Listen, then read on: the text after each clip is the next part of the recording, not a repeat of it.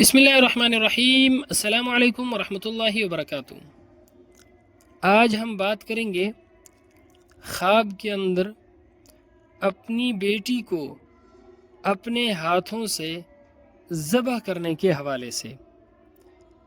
اگر کوئی شخص خواب کے اندر دیکھتا ہے کہ وہ اپنی بیٹی کو اپنے ہاتھوں سے ذبح کر رہا ہے تو اس کی تعبیر یہ ہے کہ خواب دیکھنے والا شخص مفلس بنے گا، خواب دیکھنے والا شخص کنگال ہوگا، اور اس کی ایک تعبیر یہ بھی ہے کہ خواب دیکھنے والا شخص وہ غربت میں مبتلا ہوگا، مال و دولت کے حوالے سے، معاشی حوالے سے خواب دیکھنے والے شخص کو پریشانیاں لاحق ہوں گی۔